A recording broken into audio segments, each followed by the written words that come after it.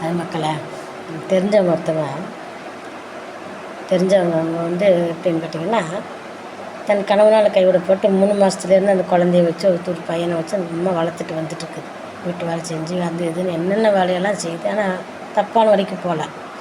அப்படி கஷ்டப்பட்டு சம்பாரித்து அந்த குழந்தைகள வளர்த்துட்டு வர்றப்போ, அந்த குழந்தைய வளர்த்து ஆளாக்கிட்டு இருக்கும்போது, இடையில இந்த தெருநாய்ங்கள்லாம் பார்த்துக்கிறீங்களா மக்களே? ஏழையாக இருந்தால் அந்த மாதிரி தான். தெருநாய்க்கெலாம் இப்படி எப்போ பாரு வந்து அந்த ஒரு நாய் பொட்டை நாய் வச்சு அந்த பொட்டை நாய்களை சுற்றி வரணும். அந்த மாதிரி சுற்றி வர்றது. நான் கட்டிக்கிறேன், நான் வாழ்க்கை கொடுக்குறேன், நீ வாழ்க்கை கொடுக்குறேன்னு அந்த பொண்ணுக்கு ரொம்ப உபத்திரம் பண்ணுறாங்க.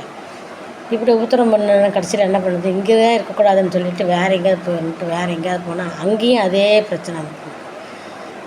சரி என்னடா பண்ணுறதுன்னு அந்த அந்த பொண்ணு வந்து அதிகமாக மேக்கப் கூட பண்ணிக்காது.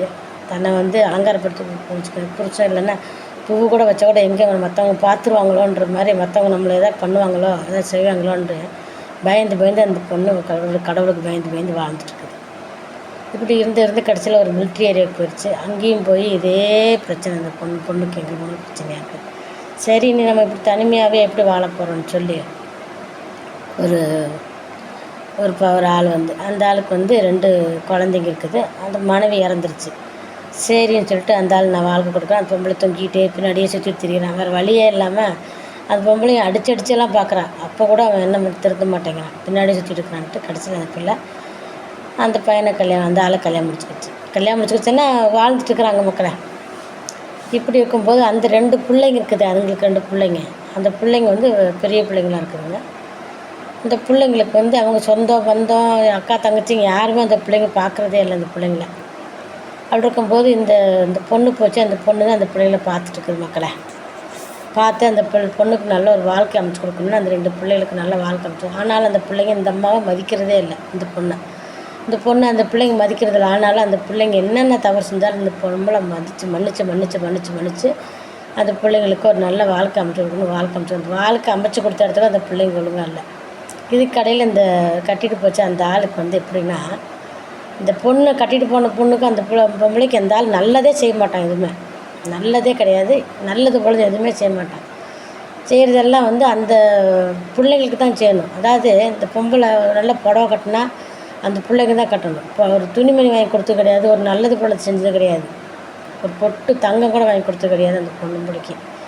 இப்படியே வாழ்ந்துட்டு காலங்கள் கடந்து போகுது. எல்லாம் கடந்து போகும். இந்த பொம்பளை இப்படியே சகிச்சு இந்த பொம்பளை வாழ்ந்துட்டு வர்றா. கடைசியில் வாழ்ந்துட்டு வரும்போது கடைசியில் பொம்பளைக்கு ப்ரெஷர் சுகர் ஆனது தான் மிச்சம். ஆனாலும் கூட அந்த ஆள் விடுறதில்ல. அப்போயுமே கல்யாணம் முடிச்சு கொடுத்த பிள்ளைங்க தான் நல்லா இருக்கணும். அவளோட பிள்ளை அந்த பொம்பளையோடைக்கு ஒரு குழந்தை இருக்குது. அந்த குழந்தைய வந்து நல்லாவே இருக்கக்கூடாதுன்னு தான் நினைக்கிறேன் அந்த ஆள். அந்த குழந்தைங்க வந்து என்ன பண்ணுறான்னா, எங்கே வீடு வாங்கிடுவாங்க, எங்கே வாசல் வாங்கிடுவாங்க, நம்ம பிள்ளைங்க இது இல்லாமல் போயிடுவாங்க, நம்ம பிள்ளைக்கு ஒன்றும் இல்லாமல் இப்படியே பட்டு அந்த ஆள் என்ன பண்ணுறான்னா, அந்த பிள்ளைங்கள வாழ விடுறதில்ல, அந்த பொம்பளையும் வாழ விடுறதில்ல நிம்மதியாக. இப்படியே அந்த ஆள் பண்ணிட்டுருக்கான். தனக்கு வந்து நல்ல புடவை வாங்கினா நம்ம பிள்ளைங்க தான் கட்டணும், நல்ல சாப்பாடாக நம்ம பிள்ளைங்க தான் சாப்பிடணும். இப்படி இதனால தான் மக்களை நிறைய பொம்பளைங்க வந்து சித்திக்காரிங்க வந்து இந்த பிள்ளைங்களையே கொடுமைப்படுத்துறது, புருஷனையே கொடுமைப்படுத்துறது. இது தெரியாமல் நீயா நானால் வந்து சித்திக்காரிங்கன்னா சரியில்லைன்னு இவங்க மட்டும் கரெக்டாக இருக்கிறாங்களா மக்களை?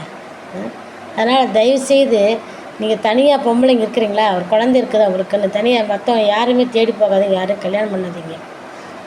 அந்த பொம்பளை நமக்கு தெரிஞ்ச அதை தான் நமக்கு வந்து ஒரு பாடம்.